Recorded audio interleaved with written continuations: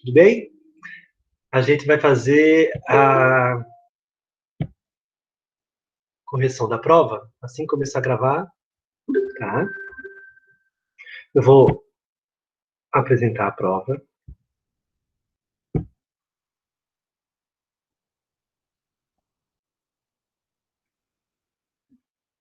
Ai, não consegui ler, que pena.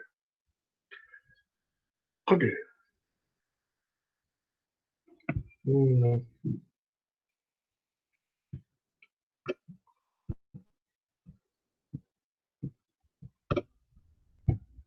Agora vai.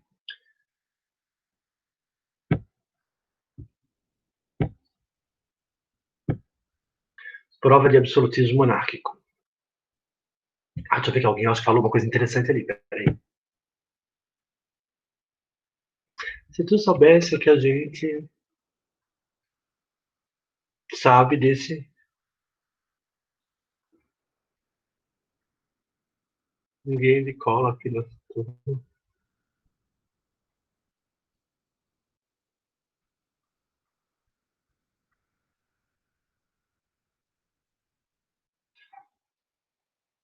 Não entendi a verdade da frase.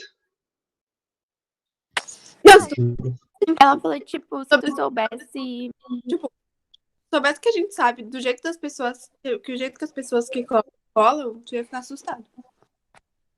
Deve trocar mensagem pelo WhatsApp, deve, sei lá, foto da questão, de pai ajudando, sei lá, né? Agora, a questão é, vocês estão fazendo isso para quem? Né? Quem está fazendo isso tá se beneficiando? Acha que está se beneficiando? Beleza, pode tirar uma boa nota na prova. Mas que benefício tem além disso? Tá tendo uma ação que não é legal. Já apareceu a prova? Já. Já? Sim, já. Hoje foi rápido? O que deu? Olha lá. Prova de absolutismo monárquico. Eu tinha aberto uma outra questão. Olha lá. O absolutismo monárquico pode ser definido como? O que é o absolutismo monárquico? Noah? Tá aí, Noah. O que tu assinalou nessa? Na verdade, a sequência também é outra, né?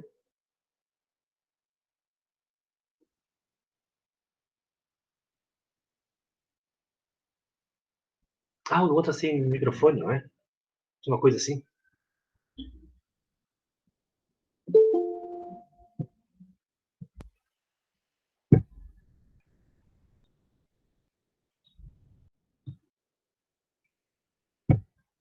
Alguém pode responder essa?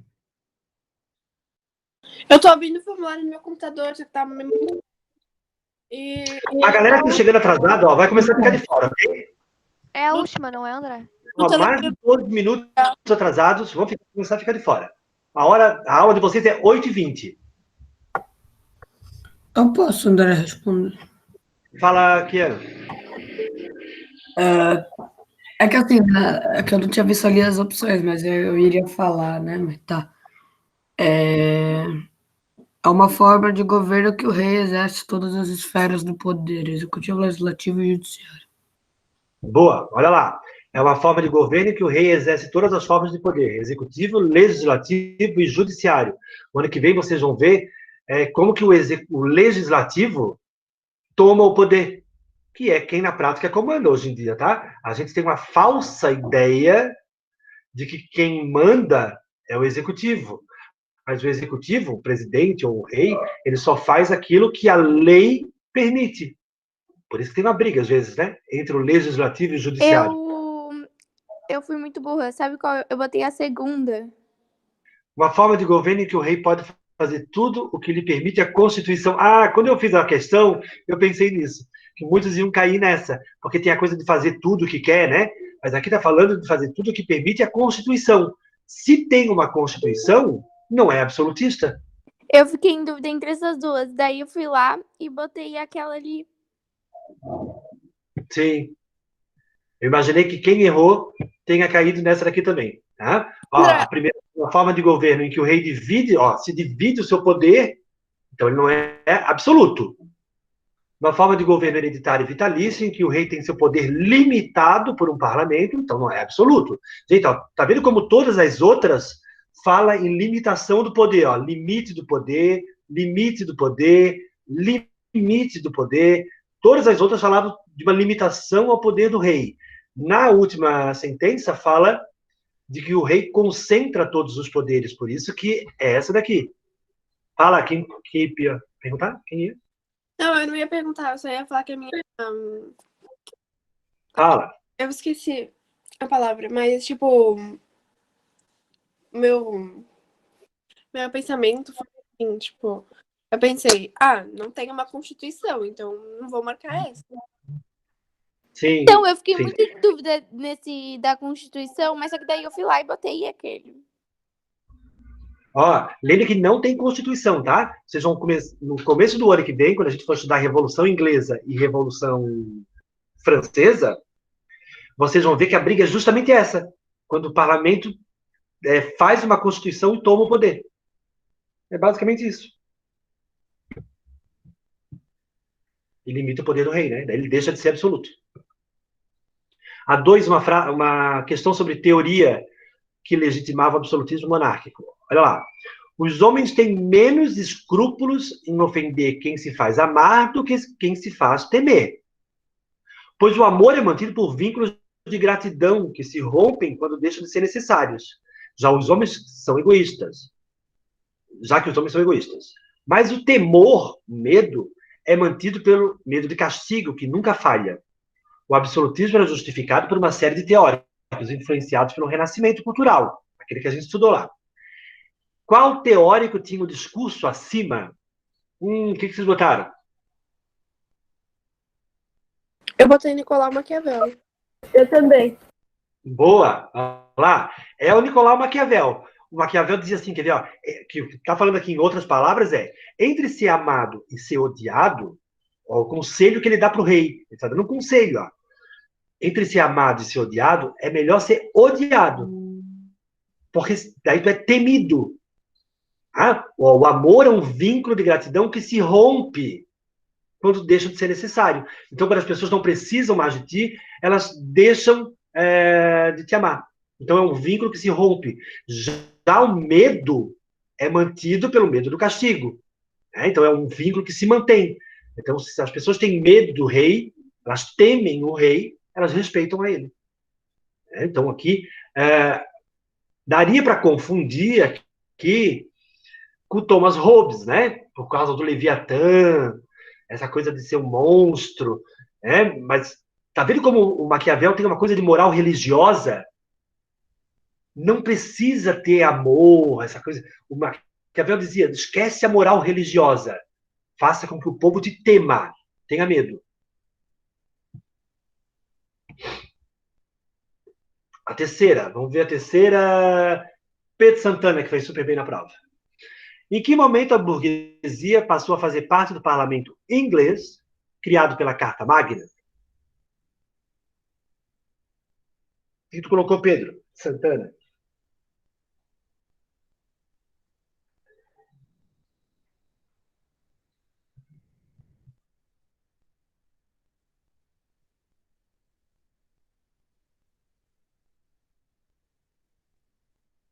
Oi, Henrique. Pedro Santana tá aí? Ele falou que ele colocou a última. A última, vamos ver.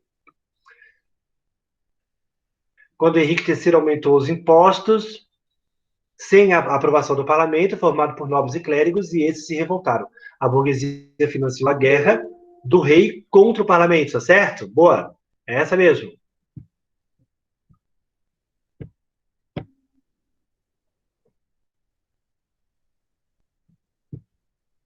Olha lá. Em apoio aos interesses de Ricardo Coração do Leão nas cruzadas do norte da África, o Ricardo Coração do Leão vivia em cruzadas mesmo, tá? Especialmente no norte da África, mas não foi nesse momento que a burguesia entrou. Quando emprestou dinheiro para o Guilherme, o conquistador, duque da Normandia, conquistar a Inglaterra, a burguesia não teve essa participação nesse momento. Quando financiou a criação dos tribunais reais, na verdade, todos poderiam ser possíveis, né? Mas não são. Foi quando aumentou os impostos, mesmo o Henrique III aumentou os impostos. E daí teve uma guerra, a burguesia ajudou a financiar essa guerra para vencer o parlamento. A próxima, Henrique, sobre a formação da França e centralização do poder nas mãos de um rei, assinale a alternativa correta. Qual que tu botasse? Henrique de Borgonha. Eu não lembro o que eu botei. Mas, peraí. Vai, tenta, aí. Formação da França, né?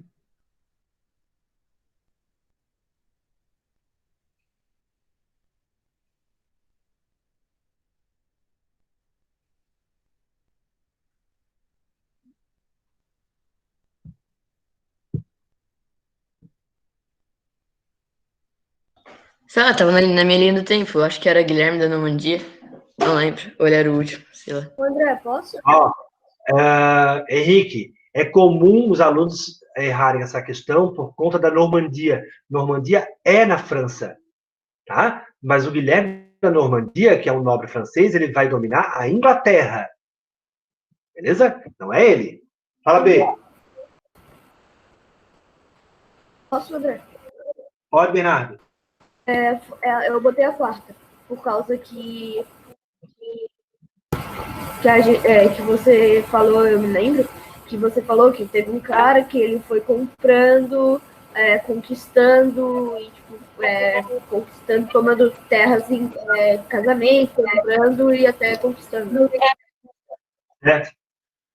Eu lembro que eu falei isso para vocês nas aulas, que tinha sido diferente da Inglaterra. Na Inglaterra, o Guilherme da Normandia dominou o território através da força, da guerra. No caso da França, foi através da guerra, né, dominação, aqui a conquista, casamento, uma parte do território que faz parte do território da França hoje, foi adicionado através de casamento, uma herança, ou comprando dos nobres as terras, para formar a França. Depois, Edu, costumamos chamar o absolutismo francês de clássico, diferenciando-o do inglês. Por quê? Qual é a diferença do absolutismo francês do absolutismo inglês, Edu? Está falando aí nessa questão. O que tu botou? Eu não estou vendo vocês, tá? Então não tem que falar.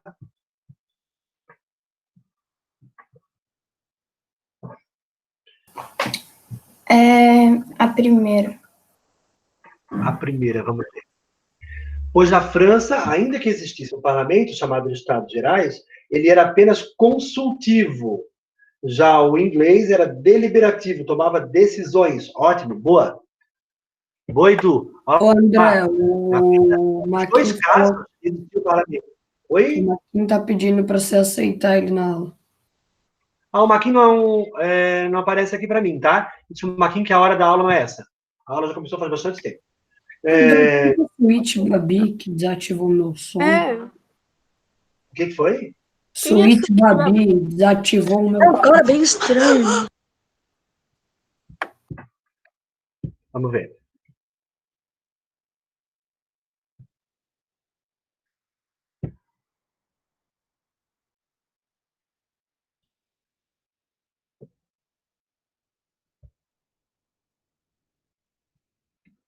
Só um minuto.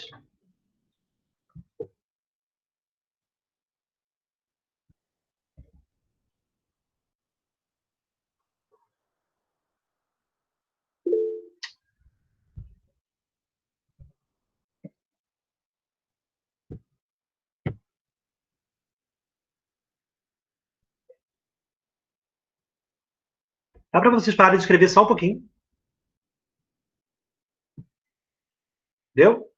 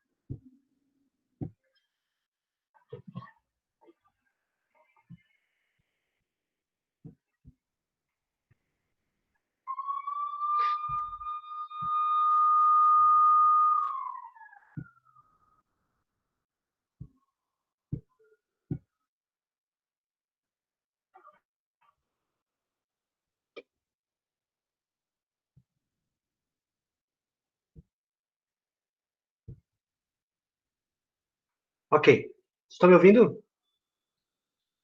Sim. Já foi bloqueado. Ok? Isso aqui não é brincadeira, é uma sala de aula. Para a próxima. Se mais alguém fizer, é só falar que eu vou lá e bloqueio, tá?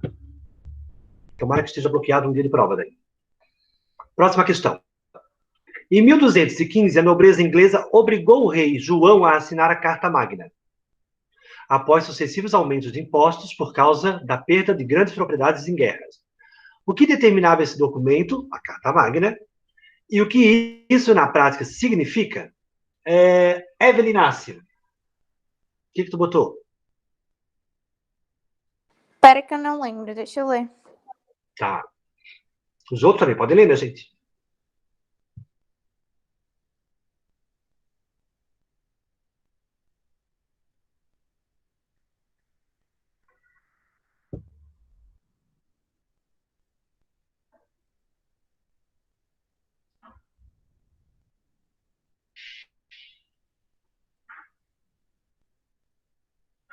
Está fácil, hein?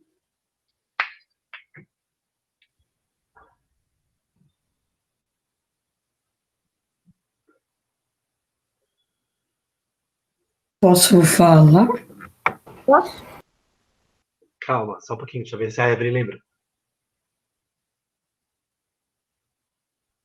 Não lembra, Evelyn?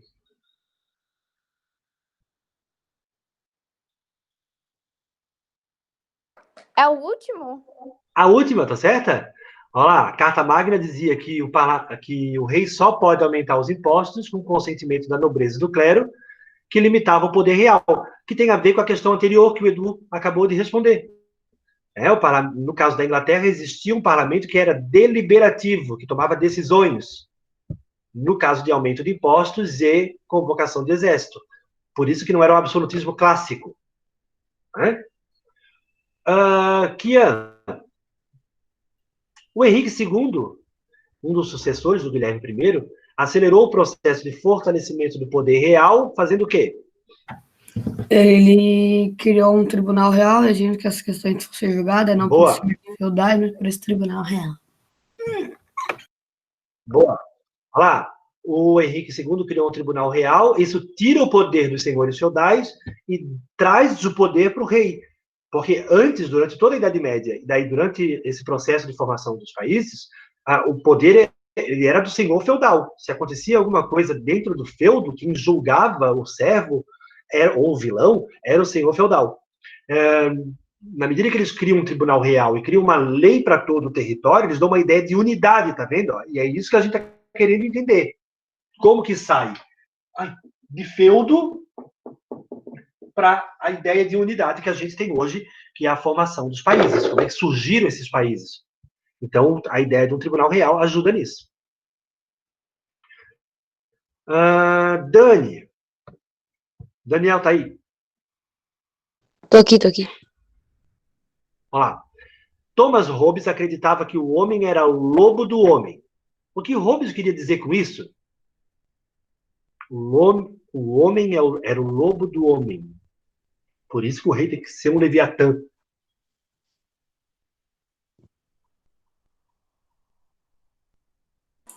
Posso ir, André? Eu botei ali que o homem é capaz de agir a segunda. A segunda.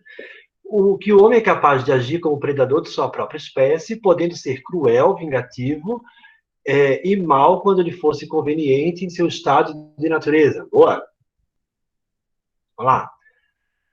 Então, por isso que o rei tem que ser um leviatã, por isso que o rei tem que ser um monstro, tem que ser autoritário, tem que ser absolutista, que é o que a gente está falando. O Thomas Hobbes escreveu no livro dele que o rei precisava ser esse leviatã, que é o título do livro, para conter isso, para que os homens não se devorassem. Né? E acho que é a última. Não, tem mais duas. Helena. Oi. Tá aí? Tô.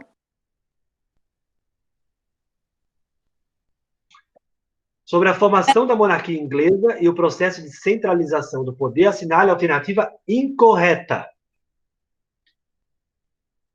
sobre a formação da monarquia inglesa e o processo de centralização. Ah, tá.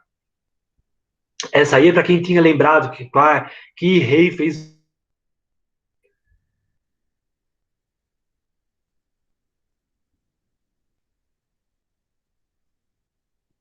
Tá, o errado é, na época do João Sem Terra, o poder se fortaleceu ainda mais nas mãos do monarca. Boa! Olha lá. A última sentença aqui nessa prova, acho que é tudo última. Na época do rei João, Sem Terra, o poder se fortaleceu ainda mais nas mãos do monarca. Pelo contrário, foi nessa época que, no caso da Inglaterra, o monarca perdeu um pouco do poder, porque o João Sem Terra foi obrigado a assinar a Carta Magna, e daí criou um parlamento que é deliberativo, tem a ver com a questão lá de cima que o Edu respondeu ainda há pouco, e a questão de baixo que a Evelyn respondeu. Grazi. Olá, Grazi, essa é tua. Todo poder vem de Deus. Os governantes, pois, agem como ministros de Deus e seus representantes na terra. Consequentemente, o trono real não é o trono de um homem, mas o trono do próprio Deus. Quem é o autor da teoria acima que legitima o poder monárquico? O que tu acha, Grazi? Eu acho que é o Thomas Hobbes. Tu acha que é o Thomas Hobbes? Concordam? Ai! Não, Eu acho que é o Jacques Bossuet. é o Nicolau respondendo a questão- Maquiavel. É o Jacques Bossuet. Eu acho que é o Jacques Bossuet. Essa frase aqui, Grazi, ó, essa ideia de que os reis eram escolhas de Deus, é uma ideia do Jacques Bossuet, que é o bispo Jacques Bossuet. O Thomas Hobbes é o que fala ali do Leviatã, tá? Que inclusive está aqui, ó, como se fosse uma pessoa. O Leviatã é um monstro bíblico, né? Mas essa ideia aqui de que o rei é um representante de Deus, e por isso ele era sagrado, né? Tinha toda uma história de tocar o rei, porque ele era melhor do que nós, né? Vamos ver quanto que a gente tirou. Tem alguém que não aperta aqui, eu acho. Agora já conseguem fazer. Ver pontuação. Vocês fazem isso? Aparece isso para você? Sim. Aparece. A gente vê a resposta dos outros também. Ah, é? Não é que a gente vê a resposta dos outros, a gente vê a porcentagem. Tipo, tantas pessoas votaram nesse, tantas pessoas. Ah, legal. Mas não quem votou. Nem quem votou. Sim, sim. Para mim também aparece. Aparece o gráfico de cada questão, a questão que mais erraram, a questão que mais acertaram. André, Aparece tudo se tu isso. voltar naquela aba ali, tem alguma. Embaixo do ver pontuação, acho que vai ter um negócio pra ver alguma coisa. Deixa eu ver. Aqui? Ver respostas anteriores. Alguma coisa assim. Não, na outra Sim. aba. Na outra? Ok, aqui, tá. Daí consegue ver dos outros. Entendi. É a porcentagem. Muito bem. Deixa eu voltar para cá, interromper ali a apresentação. Gente, aqui, ó, a ideia hoje era corrigir essa prova, né? Nas próximas aulas, a gente vai finalizar a questão do estudo da formação de Portugal.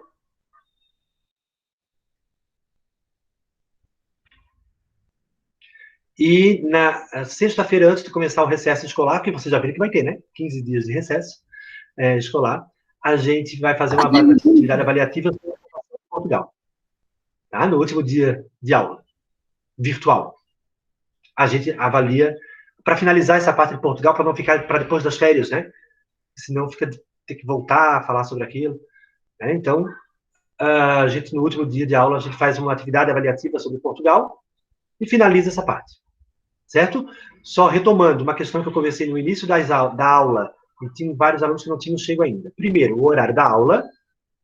Tá? Vocês estão chegando atrasados, vão começar a ficar de fora. Hoje já ficou, ó, o Marquinhos ficou de fora. A outra questão é, no dia da prova, tem que abrir a webcam. Tem que. Ok? Não tem mais a possibilidade de não abrir a webcam. Ah, eu não tenho. Gente, tem o celular do pai, o celular da mãe, acessa a prova por o Meet pelo celular de vocês. Se organize. Se não consegue, não tem jeito nenhum, converse com a coordenação. Né? Beleza? Pra gente ver um jeito de fazer isso. Tá? Bom, vamos finalizar por aqui. Não adianta eu começar uma coisa que faltam 5 minutos para acabar. Certo? Nos vemos na sexta-feira. Tchau, André. Né? Tchau, gente. Bom restinho de semana. Falou, valeu. Tchau, tchau.